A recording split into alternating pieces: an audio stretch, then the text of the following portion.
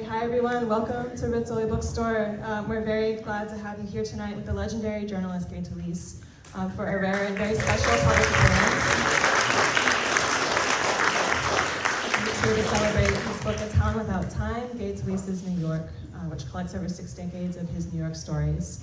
He's joined on stage by Alex Vadukul, a reporter and features writer at the New York Times and author of the book's introduction.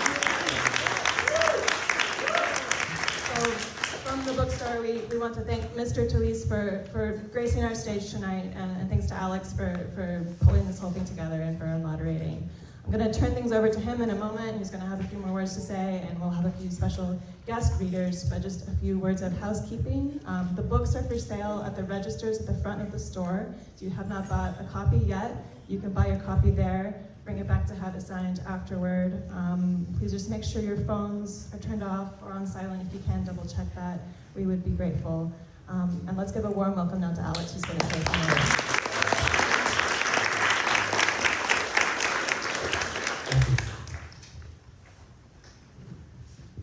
Hey everyone, thank you all for coming out in the rain. I'll try and keep this brief. But so our rock stars arrived. He's come all the way from the Upper East Side. We have 2 very special readers who are gonna read some of Gay's words into the room, and I'm gonna say a bit about the book, but can we please just make Gay feel very welcome? Have a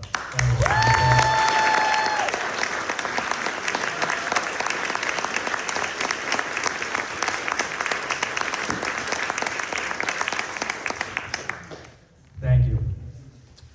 61st Street is a long way away.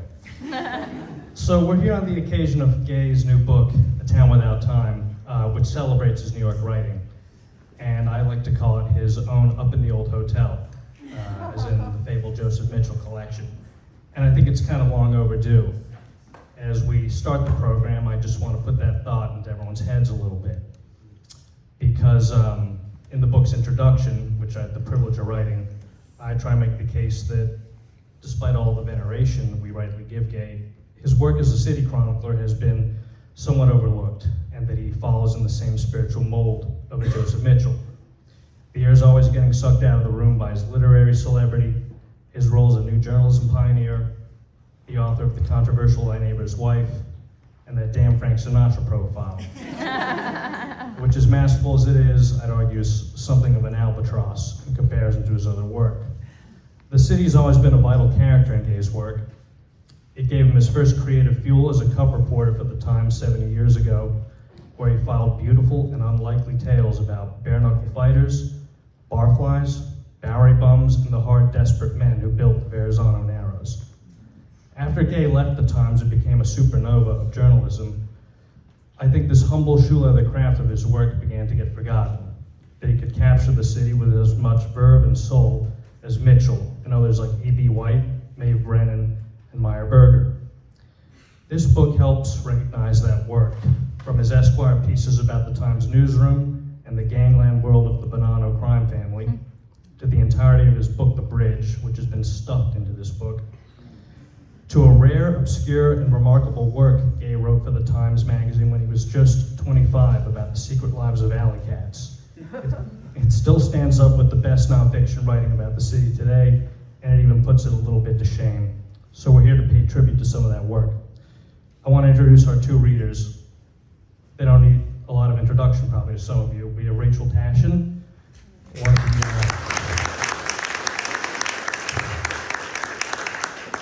of the greatest fashion and cultural critics probably working in the country right now. A lot of us have followed her career for years, and now she's at the Washington Post. And we have Bill Buford, who is giving Gay a run for his money, I think, with Style Time, as is Tashjian. I mean, Gay has tough competition tonight. But I felt nervous even recommending Bill a piece of writing, because he knows a good piece of writing when he sees one. So let's take it from there. Thank you all so much.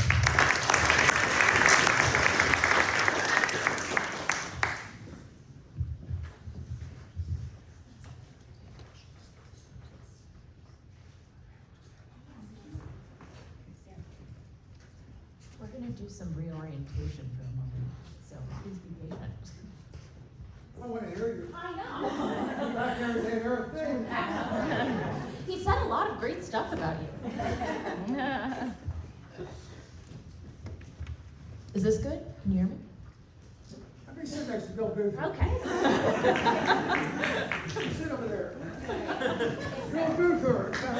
Yay! Love your hat. Love your. Take my hat. This isn't intimidating at all. Get the hair out of my eyes. New York is a city of things unnoticed. It is a city with cats sleeping under parked cars, 2 stone armadillos crawling up St. Patrick's Cathedral, and thousands of ants creeping on top of the Empire State Building.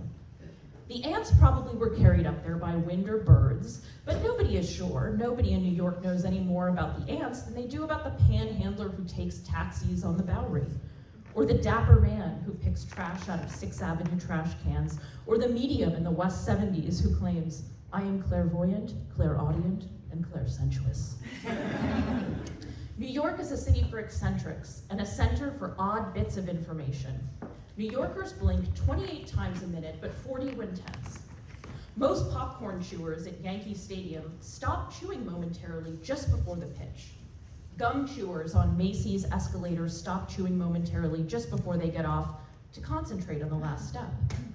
Coins, paper clips, ballpoint pens, and little girls' pocketbooks are found by workmen when they clean the sea lion's pool at the Bronx Zoo. Each day, New Yorkers guzzle 460,000 gallons of beer, swallow 3.5 million pounds of meat, and pull 21 miles of dental floss through their teeth. Every day in New York, about 250 people die, 460 are born, and 150,000 walk through the city wearing eyes of glass or plastic. A Park Avenue doorman has parts of 3 bullets in his head, there since World War I. Several young gypsy daughters, influenced by television and literacy, are running away from home because they do not want to grow up and become fortune tellers. Each month, 100 pounds of hair are delivered to Louis Fetter at 545 Fifth Avenue,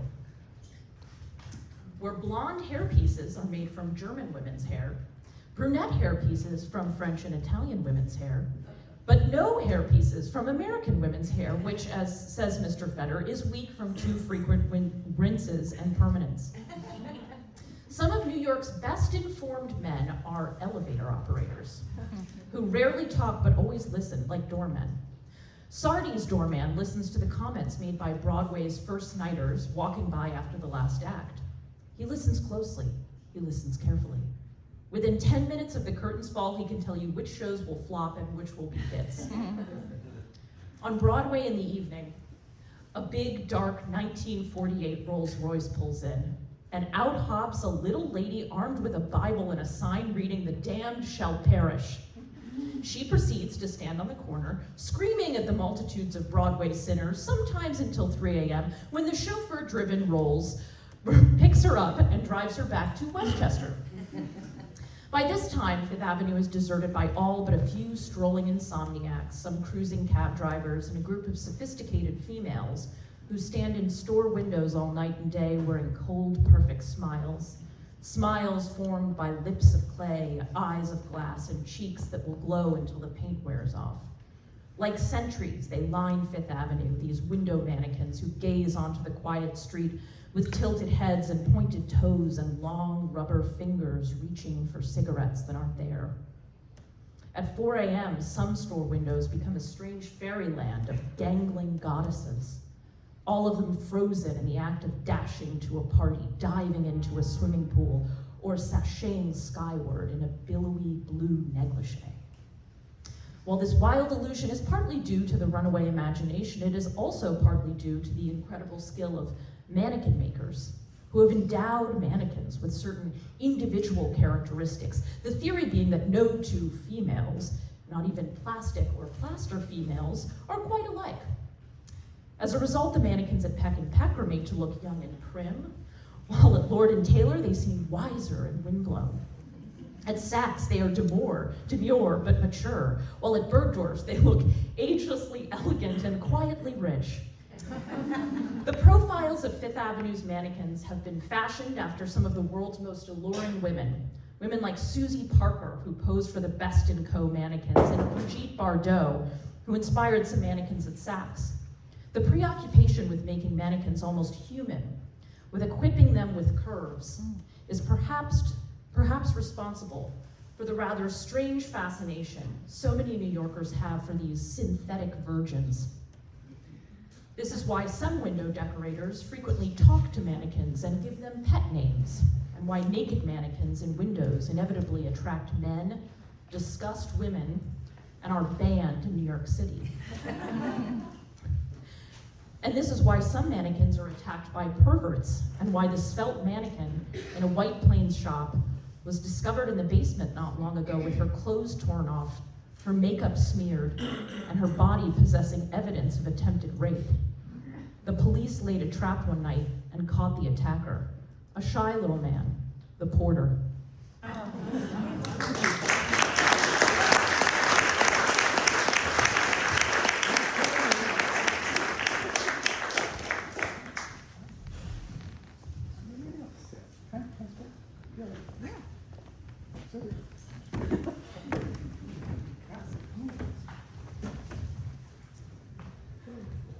This is a privilege, and I must say, at a time when so much journalism is driven by celebrities and what Harry's up to and Meghan, and it's a great it's a great relief amid all this celebrity journalism to read something like the following, which is called The Boomers. Yes, ma'am. That's my beloved Jessica. They drive into town in big cars and live in furnished rooms and drink whiskey with beer chasers and chase women they will soon forget. Do you like that? Chasers and chase? They linger only a little while, only until they have built the bridge. Then they are off again to another town, another bridge, linking, isn't that good? Everything but their lives. They possess none of the foundation of their bridges. They are part circus, part gypsy. Graceful in the air, restless on the ground, it's as if the wide open road below lacks for them the clear direction of an 8-inch beam stretching across the sky 600 feet above the sea. When there are no bridges to be built, they will build skyscrapers, or highways, or power dams, or anything that promises a challenge and overtime. They will go anywhere, will drive thousands of miles all day and night to be part of the new building boom. They find boom towns irresistible. That is why they are called the Boomers. In appearance, boomers usually are big men, and if not always big, always strong. Their skin is ruddy from all the sun and wind. Some who heat rivets have charred complexions.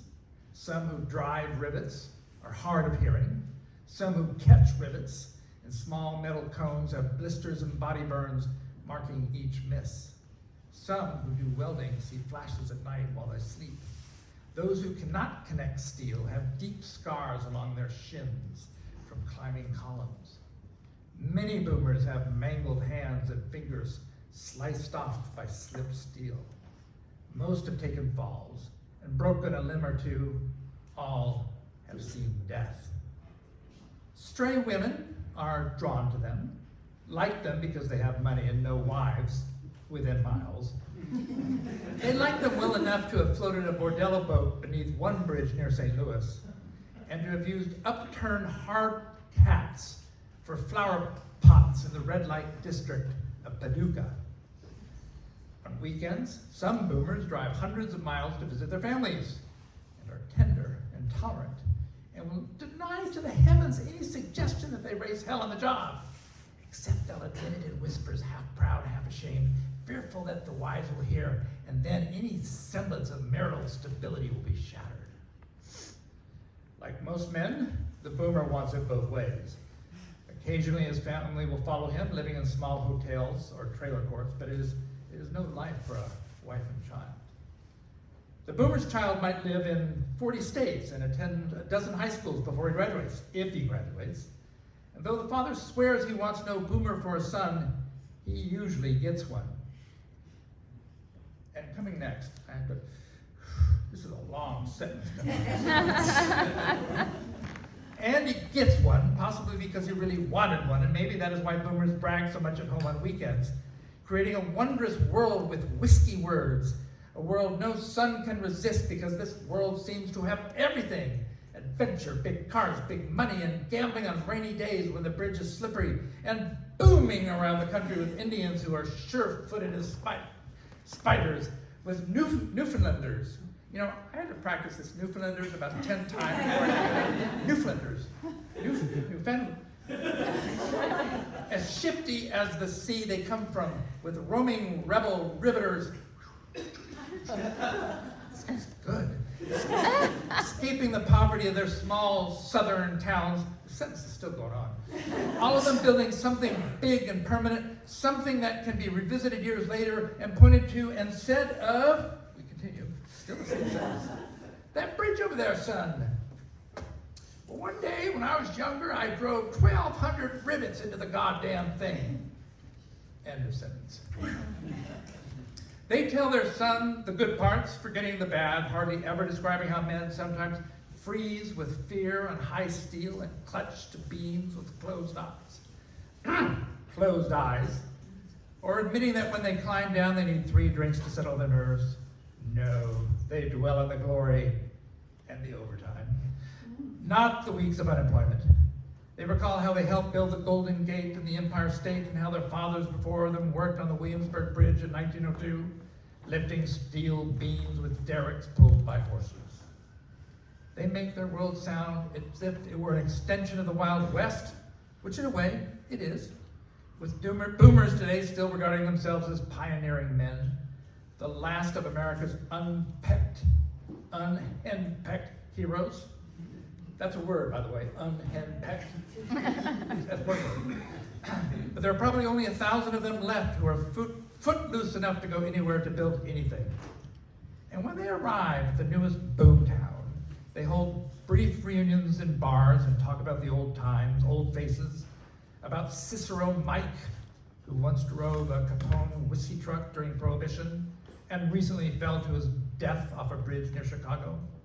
And Indian Al Deal, who kept 3 women happy out west and came to the bridge each morning in a fancy silk shirt. And Riphorn Red, who used to paste $20 bills alongside the sides of his suitcase and who went berserk one night in a cemetery. I've been thinking about that sentence for a long time. What happened in the cemetery?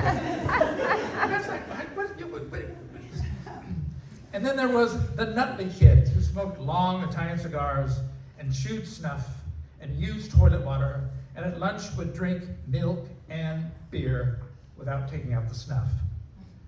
And there was Ice Water Charlie, who on freezing winter days up on the bridge would send apprentice boys all the way down to fetch hot water.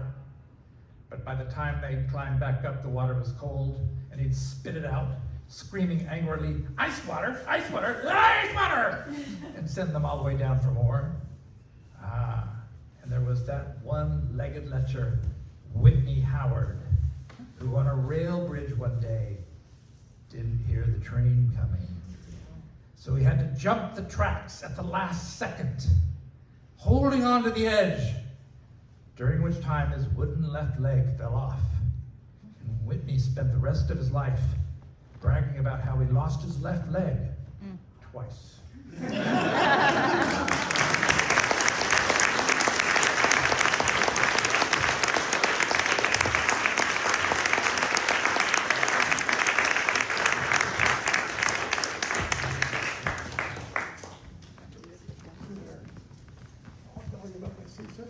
Okay, thank you, sir. I'll wait for your big speech. Oh, wow. Sit down, Brazil. Hello, everybody. Hello, Catherine. All ready?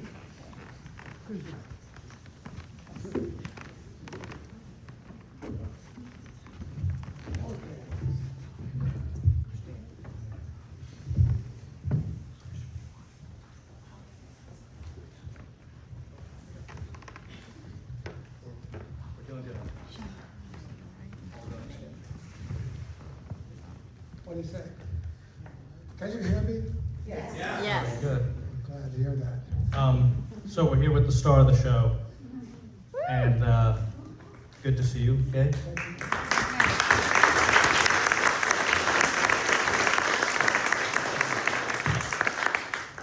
Those were phenomenal readings. But now we get to hear from the man himself. So, yeah, I'm going to start with a simple wind-up to get things started. And I think something everyone wants to hear about, certainly any journalist in here, is can we get to that tale again of your first byline? Your first printed byline. My first printed byline is opposed to my first story. My first story was in 1953. In 1953, I was a copy boy at the Times. I had previously graduated from University of Alabama. I come from Ocean City, New Jersey, near Atlantic City, but I didn't have good grades in high school. And so I didn't get into college anywhere near my home state, Pennsylvania, New York, or New Jersey. But my father, a tailor, had some distinguished people he made suits for. One was a doctor from Alabama that lived in our hometown, Ocean City. And so through the Dr. Crow's influence, I went to Alabama. 4 years, I loved Alabama. Didn't have a great football team. They had a quarterback. There was a failure named Bart Starr, who later became a big hero in the Green Bay Packers, as some of you know. And thank you. But I got a job as a copy boy. And in free time, we copy boys could do what we want. Most of them played cards, did not very little. But I was due to New York, and I noticed a building on 42nd Street, the square three-sided building, which is best known down for New Year's Eve before the ball drops. But at one time it was a New York Times building. I wrote a story about that building, and it got in the paper. It was on the editorial page. No bylines. My first byline really was with the New York Times Magazine. I was still a copy boy, but I read in the tabloid Walter Winchell's column about a Broadway musical coming called The Ramp in 1953, starring Carol Channing. And the item said that this was based on a real-life silent screen actress named Nina Naldi. And he went on to say that she lived somewhere off Broadway at a hotel near Broadway. Nina Naldi. And I thought, Jesus, what a story. She's still alive. I'm going to interview her.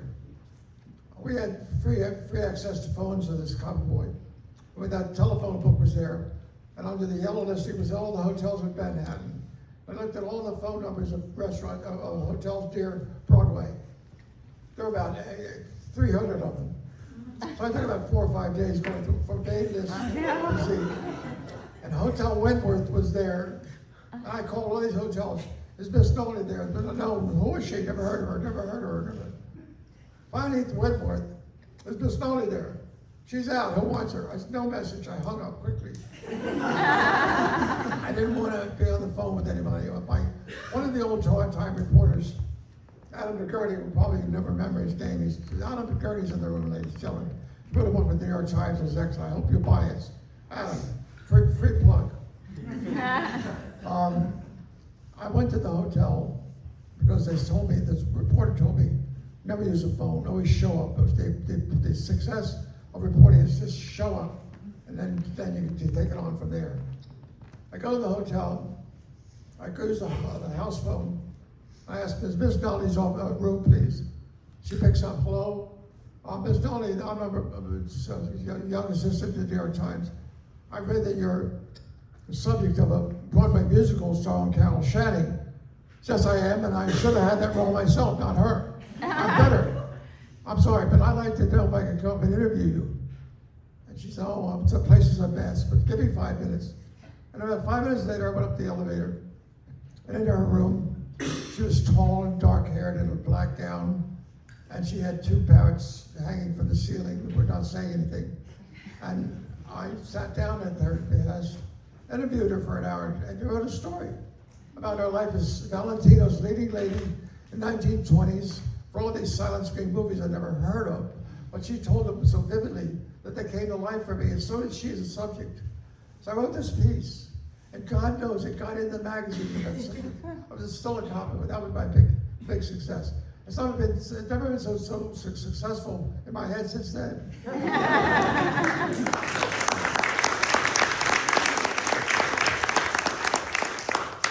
A truly epic first byline Can you story. hear me? I'm my own 93-year-old voices. Can you hear me? Yes. And heed Gay's words, of course, to any journalists. Avoid the phone. There's a lot of wisdom to that. So, Gay, can we talk about your ink-stained youth a bit? At that time, What? ink-stained youth. We'll get to your early newspapering days, because I want to talk about this time when you joined the Times. You became a young star reporter at the Times, and I'm curious what you can tell us about life in the newsroom at the time. We hear about these figures like Arthur Gelb, Am Rosenthal, but a lot of us have never heard a typewriter clank. Can you tell us what the jungle of the newsroom was like then? What was it like? Well, the newsroom at 229 West 43rd Street, the building is still there, as some of you know. The newsroom was one big room. It went from 43rd Street to 44th Street. On the dark side of 44th Street was Sardi's restaurant on the side below. There were about 400 or 500 reporters. All of this, 13 rows of desks. When I first entered, my first day in the newsroom, it looked like a movie, because all these reporters were smoking, some of them were covertly drinking. There was also, I later found out, a lot of inter-office sex was going on in that building. The great family that owns the building then and now, Sulzberger family, the men were great, but they almost with an exception, they were womanizers. They're like Hollywood producers. And the thing that's so different, none of this, of course, can be imagined by the younger reporters who work today.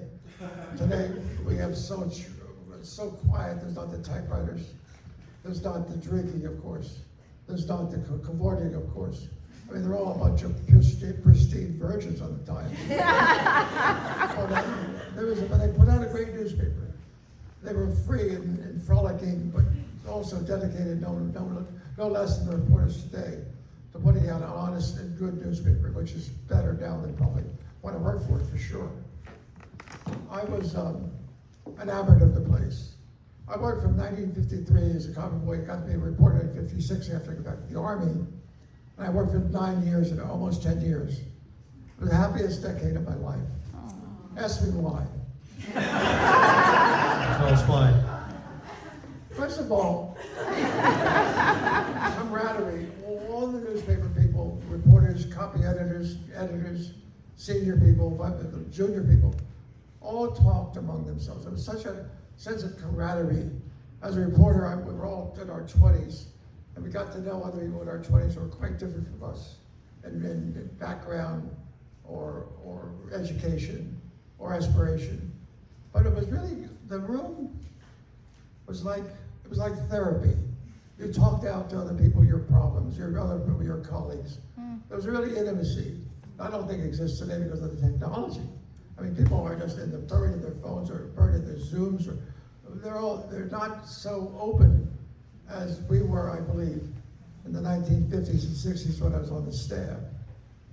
I remember so many of the people, very few of them are alive today. I'm the last living copy boy in the history of the New York Times right now, at 93. But the greatness of the paper from my era to the present day remains elegantly high. It's a great paper. It's almost today, sadly, one of the few papers that are thriving, and the only paper that's great. It was a wonderful experience. Thank you, Alex. Thanks for that, Gay. I'd like to toss you this one, if anything comes to mind.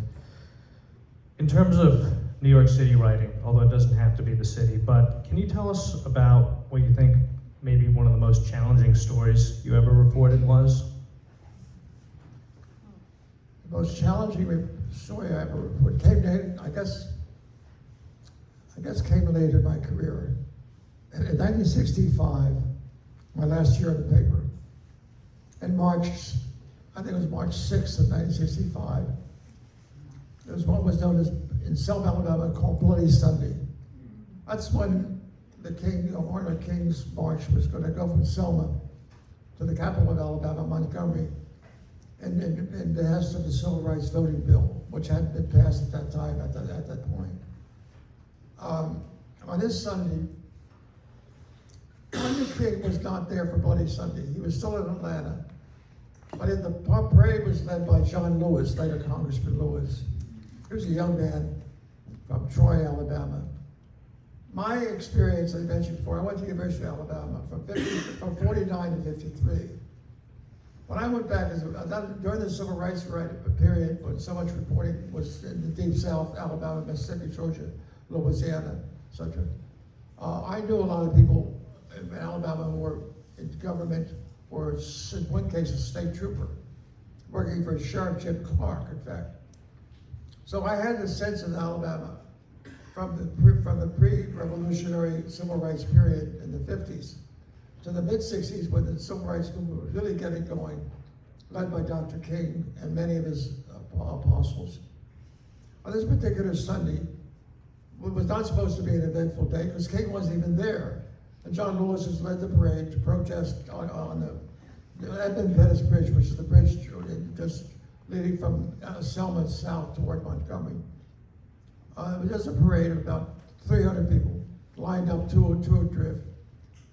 When I got to the bridge, I was with a guy from NBC, and there were about 30 reporters covering that. I was one of 3 people from the Times staff. I was just doing the feature side. Someone was covering the civil rights story, was a front page story. Mine was the inside paper.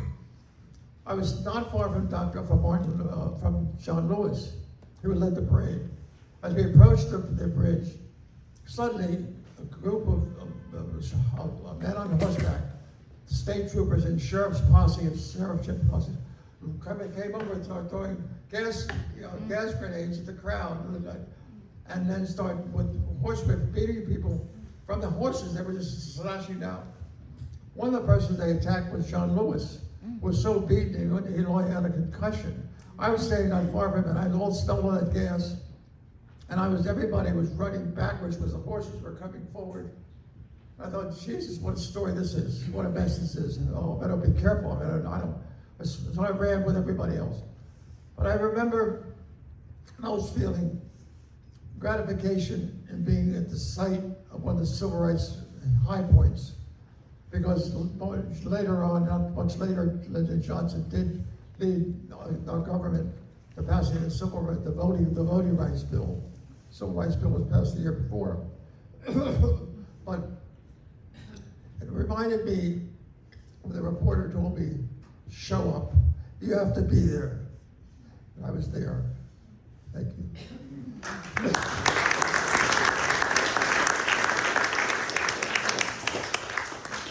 Thanks for sharing that one. It's another big picture story question, if you have one for us. A story that got away, that you kind of look back and, this is a story you always wanted, but you never could make happen. Is there one that haunts you a little bit? I don't remember ever wanting a story that I didn't get. I don't want to sound like a braggart. I'm very modest about myself, I hope. I mean, hopefully at least I appear to be modest.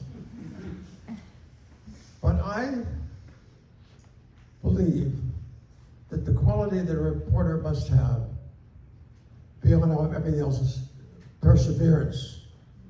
Curiosity as well, but perseverance is very important. Because what we're doing as reporters is invading privacy in the nicest way possible by not being abusive either before or after you write the article. But in order to gain the insight of other people's lives, you have to have insight into them, and it takes time, it takes patience, it takes perseverance. Because at first people are suspicious of reporters, they should be. Because reporters can inadvertently do a lot of damaging things for people's reputation. I was always very careful about being respectful of the people I interviewed. And never in my life do I believe I abused the privilege of their confidence. I didn't lose the story in reference to Alex's question. If I didn't always get accepted, the most famous story that didn't get away but I didn't get was Frank Sinatra as a Cole, but that was not for the Times. That was when I left the Times in '65. I took a one-year contract with Esquire, not because I didn't love the working for the Times, but I was then 32, and I wanted to write longer pieces than I was allowed to write on a daily newspaper. And I only wanted more time. Esquire was a monthly, and I had more time than the New York Times Magazine or certainly the Daily could allow me. So that's why I left. I wanted to take more time and write at greater length. And I signed a one-year contract with Esquire, in which I could choose 3 stories, and they could choose 3 stories, 6 pieces for a whole year, making the same amount of money I did as a reporter, which wasn't much. And today you wouldn't believe it was only like $340 a month, a week. But those days it was a lot of money. At least I thought so. And the story on Sinatra, as you probably know, because that's what I'm known for. When I get my obituary, the one thing I'll be mentioned is, oh, he wrote Frank Sinatra as a Cole. But I did not write it, it wrote itself. And I got this story not from Sinatra, who wouldn't talk to me, but from the people who hung around Sinatra. There's sort of obscure people. Rachel read beautifully from one of my first published articles for the magazine, Esquire, called Serendipitous Journey. Those kind of people were ordinary people, not newsworthy people. And the people that worked around Sinatra as his aides, his valet, his toupee carrier, all those people. I interviewed them. They gave me a better story than Sinatra. If I had talked to Sinatra, what could I have asked him that he hadn't already answered 100 times? Because he'd been interviewed, they've been interviewed since 1940s. And it covers sort of every magazine and subsequent a couple of books, in fact. Sometimes, if you're interviewing people like Sinatra, or if you're interviewing Madonna, or Lady Gaga, or Mick Jagger, or super celebrities, they have nothing.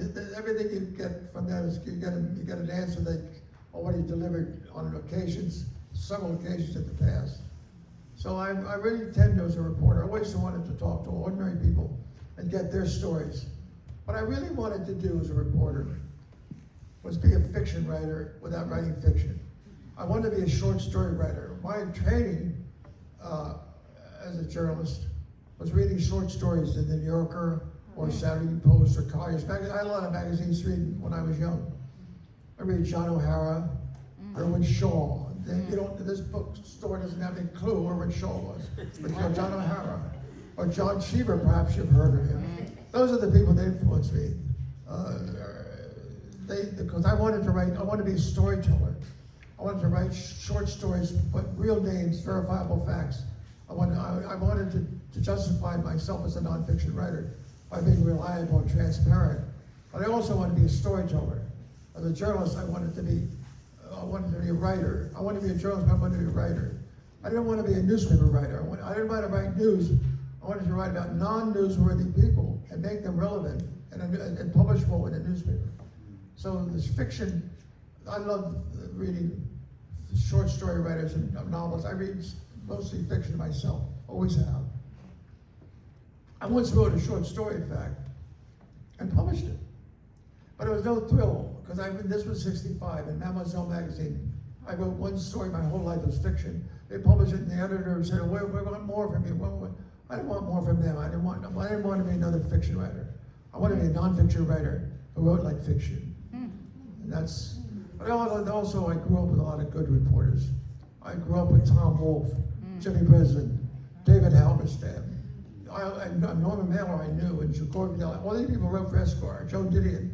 Esquire in the 60s, you wouldn't know it now, but Esquire in the 60s was a fabulous magazine. New Yorker wasn't so great in those days. It's great now, thanks to Remnick.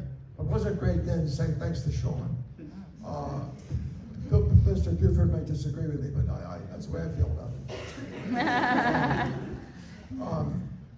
But God, it It was such a pleasure to be an active young man with all those talented people of my generation or somewhat older, like Mailer, who's a great reporter, great writer, but great reporter, and Gore Vidal, and William F. Buckley, and so many.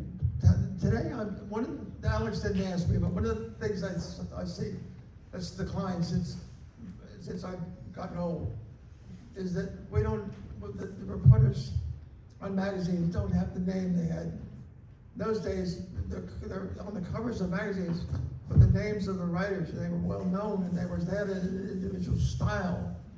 I think what killed magazine writing, not that anybody cares that much, I'm afraid, was the tape recorder. The damn tape recorder brought into the magazine article the question answer approach. That meant that the person answering the questions was usually a celebrity, movie star most likely. And the person doing the questioning just relied on the tape quotations. And so the voice, the ear of the writer was diminished by the tape recorder spinning around, getting it right, but not getting it fully. A direct quote is not right. It's not even probably truthful in the full sense of the word, but it's what the lawyers for publications like, because you can't sue somebody that has everything in tape recorded. But what's lost is the great magazine pieces. And we don't have great magazine pieces. Every once in a while, the New Yorker, you have a great magazine. That's about it. But in my day, there were great magazine pieces in abundance. And it was thrilling to be part of that generation.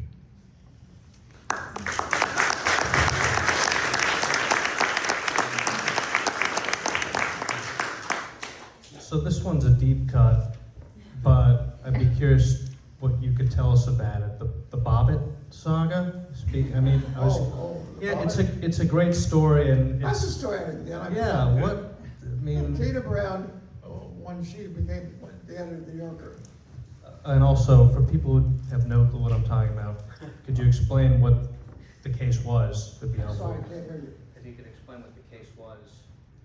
What? Just you got it. You got it. The Bobbitt story? Yeah. I don't know if everyone even knows what we're talking about. In 1993, there was a Marine who retired ignobly. He was a bad Marine that almost got kicked out.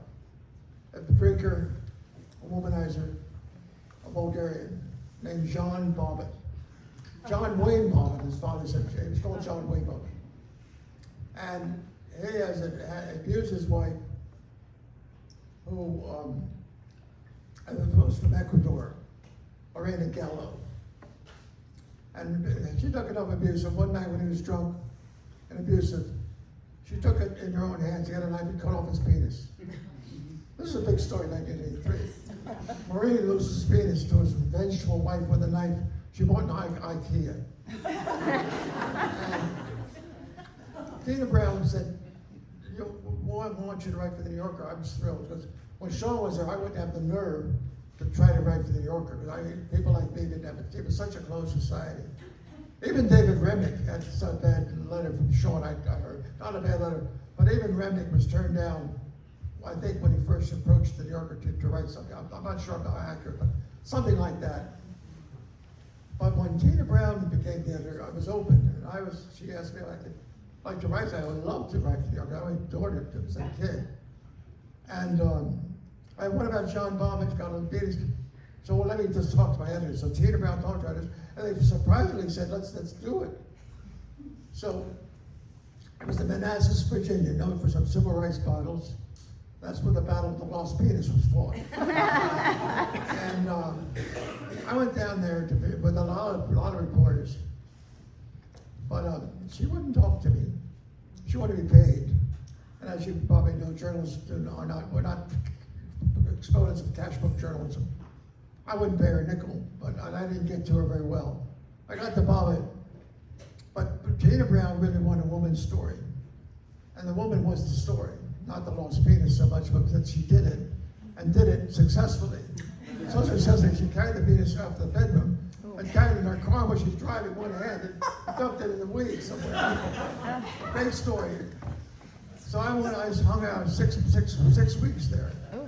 And I tried to write it, but I had to rely so much on the Marine, whose penis was later reattached.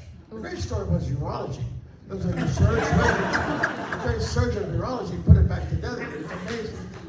And I don't know if it's as good as it was before, but it's stuck on for a while. The story didn't work.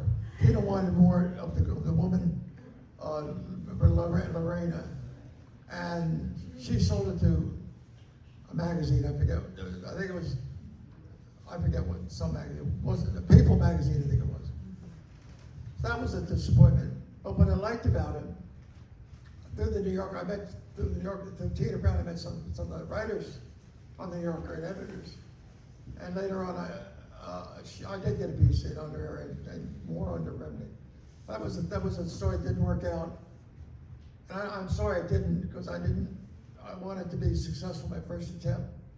But she and Tina Brown, if any of you ever met her, she's a wonderful person. And what's so wonderful about her, even though she turned down my piece, she had a way of making me not feel so bad about it. I'm indebted to her forever for that.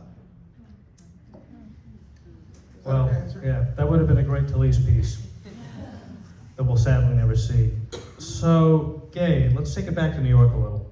Not the New Yorker? No, New York City. New York City. We have a lot of young writers with us here tonight, and I was curious if you could just tell us about young literary life in New York when you were coming up. I mean, we're always hearing about Elaine's, Costello's. I mean, what was the social literary life like coming up? Yeah, what was the literary life like? Yeah. I mean, those. You mentioned Elaine's. Elaine's was, well,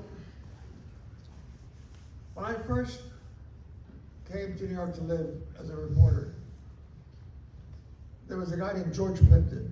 You must have heard of George Plimpton. One of the most wonderful people I've ever known in New York. And he was known for being the editor of the Paris Review. But he's also known in a smaller way for throwing great parties at his apartment on East 72nd Street overlooking the East River. And he knew, maybe because of the Paris Review connection, some of the great writers of the city, contemporary writers, because they gave interviews to Paris Review. And I knew him, and I would go to these parties. That was in 62, 63. 1964, a former overweight waitress in the Greenwich Village broke up with her boyfriend who owned the restaurant.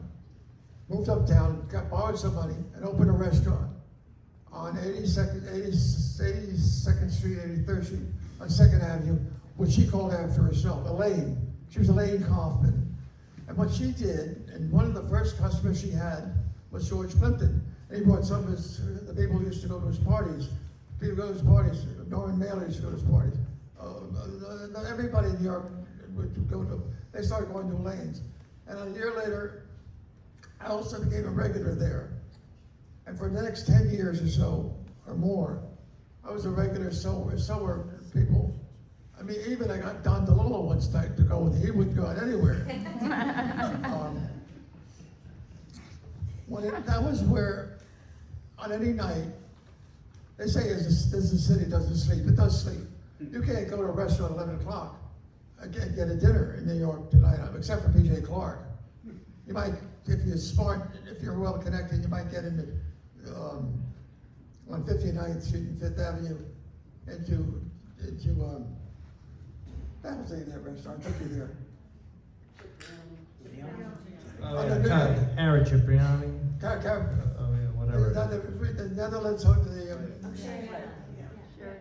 that's what happened in '93. You can't remember that. Anyway, that was literary life. Since Elaine closed, there's not a salon in New York that quite measures up. One guy I know named Delmona, forget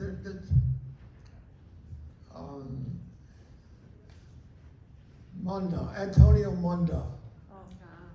Like two people might know him in this room who he is. He's a correspondent for Italian newspapers. But he has a literary salon on West 85th Street that's sort of like Plimpton a little bit. But aside from that, Alex, I don't know that there's any literary life in a collective sense of like maybe we used to know in the days of Elaine's. There's no Gertrude Stein in New York right now. I'm sorry to say. Well, Can you hear me? Yeah, speak into Microphone. the, Gay, Where's speak the into the microphone? top of the microphone. that's a good, yeah. Just hold it a little lower.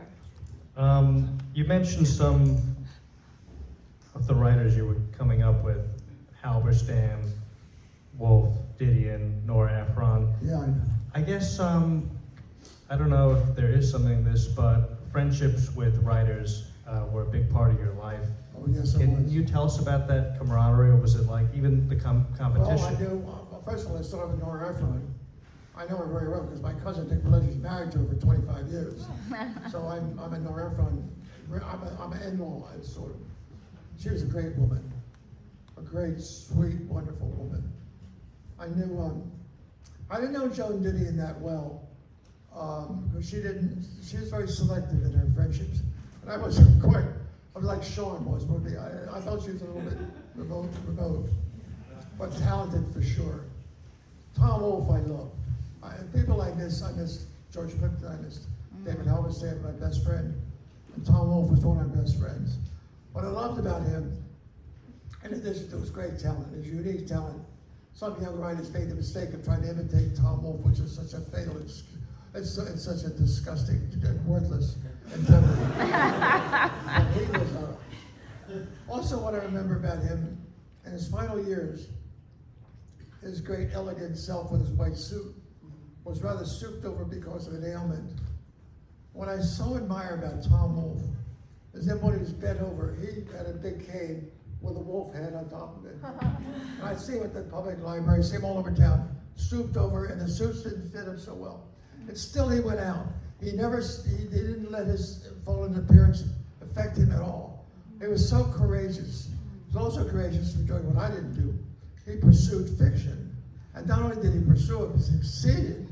He is a writer of nonfiction. He used to criticize so many writers. John Updike was one of them. Norman Mailer, John Irving. Wolfe would knock him around. When he saw write fiction, I thought, oh, Jesus, Tom, don't write fiction, they're going to kill you. The French are going to kill you. If you wrote War and Peace, they would kill you. He didn't care. He wrote successful novels. Amazing guy, a truly courageous, amazing person. I love Norman Mailer. Women didn't love Norman Mailer. He was another courageous person. I tell you the truth. But my wife, Nan Talese, who was the editor of Margaret Atwood and Ian McEwan and Tony Frazier and Pat Conroy, she had one of the great lists, and I know people through her, of course. But the person that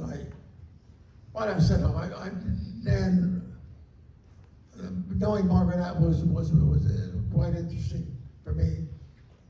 So I've been lucky in my life knowing either through my wife or through Elaine or through George Plimpton or through my connection to the New York Times or through my own way of loving to meet new people. I probably met almost every major writer from the 1950s until now that they've been in New York. I even met Octavio Paz, Carlos Fuentes, many people visited. I once had a meeting with Gabriel Marcus, but this was not in New York. Anyway, I've been lucky.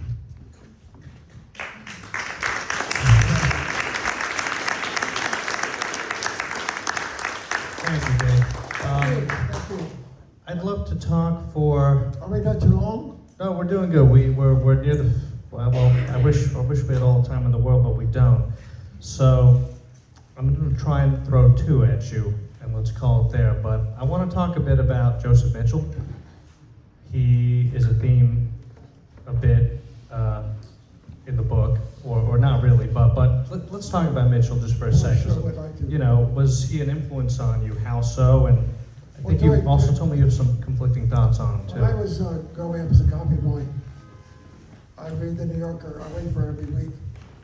And sometimes I hear, hey, Joe Mitchell's got a piece of Joe Mitchell. Jesus. Joe Mitchell had a piece of the New Yorker. You want to buy 4 copies, so you save them till you're dead. He was the writer that we non-fiction writers, we young reporters wanted to be. I knew a guy in the New Yorker named Brendan Gill. He was a very sweet guy. And he's out a lot. He was a very approachable guy. Many New Yorker people weren't very approachable. Talented, but not very approachable. Gil was the exception. I went to Brennan Gill. I know he's a friend of mine. Do you think I can meet Joe Mitchell sometime? He said, sure, I can arrange it. No kidding. And one time he said, come on, I want you to have lunch at the Century. It's a club I didn't belong to, but he come as my guest. Joe Mitchell would be there. Jesus. I met Mitchell, and then later on, I had a photographer friend take a picture of me with Joe Mitchell. He was I don't know if you know Joe Mitchell, you probably have to be fairly old to know his work. But beside Mitchell, I met A.J. Liebling was another favorite. I met him. He was a prize fight fan, so am I. I went to a lot of fights as a reporter. And Norman Mailer went to the fights. It was George Plimpton, Norman Mailer, Butch Schulberger, another writer, and A.J. Liebling. So he was another big name. I tell you, they're not, I said it before, they're not those kind of people around anymore. The New Yorker has a couple. John McPhee, of course, is one of them, and Bud Trillin. But there used to be more in the 1960s, I think. Or maybe I just remember them better, I don't know. It was a good thing to know such great writers. It was inspiring as well. And I'm going to keep this one short and sweet because this might have to be our last one. But I'd be curious if you could tell everyone about your diary writing. I've known Gay for years, and I did not know this detail until recently about how you chronicle your days. Could you tell everyone a bit about that?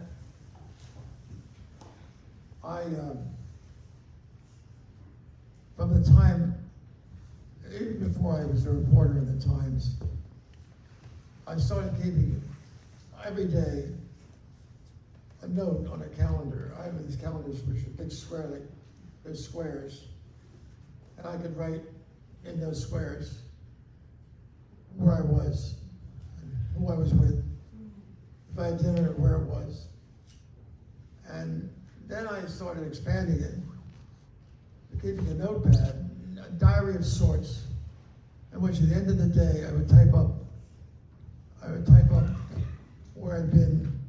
When I got married in 1959 to Dan, been married 67 years now, I started keeping a note about my marriage.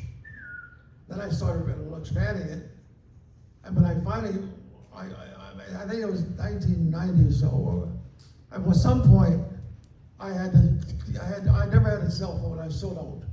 But I had to get a computer. The reason is what Susan Morrison, Susan Morrison is the articles editor of the New Yorker. And she encouraged me to submit some pieces. I wrote some pieces for her as the New Yorker. And she said, you have to have a computer. You can't mail stuff in. I was always typing on paper and mail it in. No, you have to put it on a computer. So I had to buy a computer and somebody to teach me how to type on a computer and how to email. The only thing I can do is email. It's the only thing I can do. And you email your article and they can change it. So what am I talking about? I guess I was just hoping you could tell us all about this ritual you have of chronicling your days. So then I started emailing my stuff. The diary I then put on the computer. So now I have from whatever I have, I went back and put everything from the 1940s, 50s into the computer. Wow. I did it by the year. So I have every day from every year from 56, 3 years before I married Dan, where I was every day for the last 67 plus years. Why? Why do I do this? I think because I always saw myself as this guy thinking, I always had a kind of dual personality, I just thought. I always had a sense of myself being with someone, but also seeing myself being with someone. That's confusing, but I once wrote a story by F. Scott Fitzgerald. I can't remember his name. But a guy is walking along the lake shore of Chicago, looking at one of the tall apartment houses, and he sees a light on. He sees the shadow of somebody. And he also, the character, sees himself looking at somebody from afar.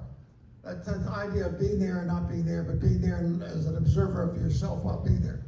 Confusing maybe, or stupid maybe. That's what I do. I kept it, I have a record of everything. If Alex would ask me, who did I have dinner with on June 12, 1977, I could tell him. And I also have saved on my computer that during the 67-year marriage, not a honeymoon, believe me, because sometimes I was writing about people in places that my wife was not happy about, like when I wrote a book called 9 Neighbors a Wife, for sure. But I have about 20 letters during our long marriage, which looked like the marriage was over. But I have all the writing, my writing, her writing, our arguments. I mean, when I die, I have 2 daughters. Both of them are in the room tonight. They're going to inherit this computer. All that stuff they learn about their terrible father firsthand when they read about it. No, I won't be here, I hope. Thanks so much, Gay.